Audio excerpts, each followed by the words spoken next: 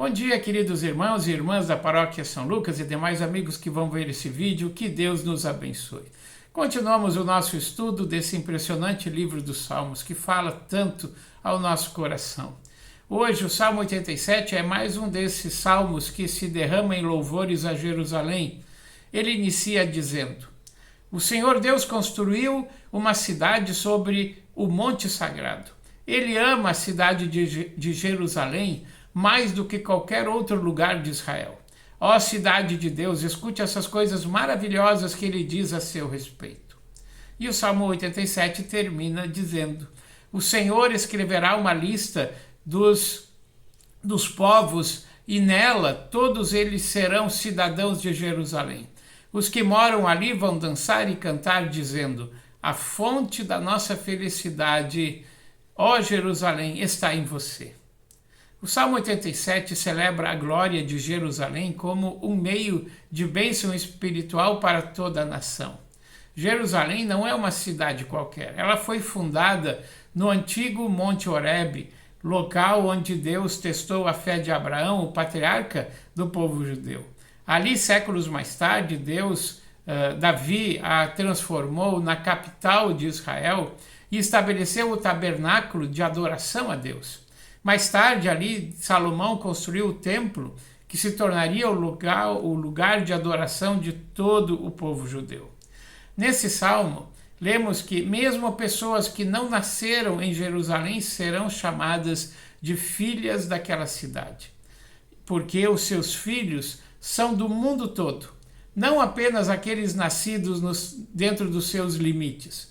Isto porque o seu nascimento está relacionado com a conversão e submissão a Deus.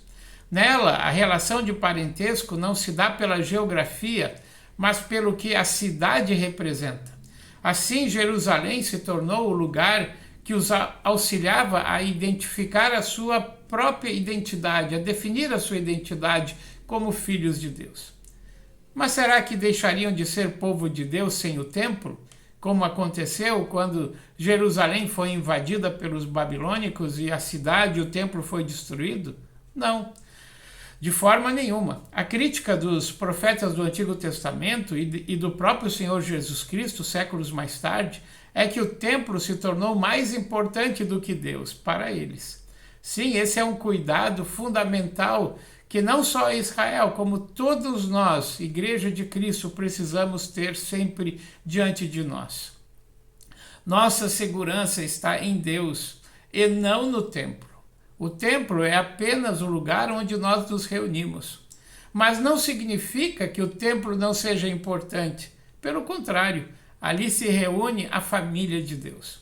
No início dessa pandemia, quando os cultos e reuniões foram proibidos, muitas pessoas disseram com razão que a igreja não estaria fechando as suas portas, porque ela não é o templo. A igreja, ela é o grupo de pessoas que adoram e que amam a Jesus. O Novo Testamento assim define a igreja. Ela é formada por pessoas, você e eu.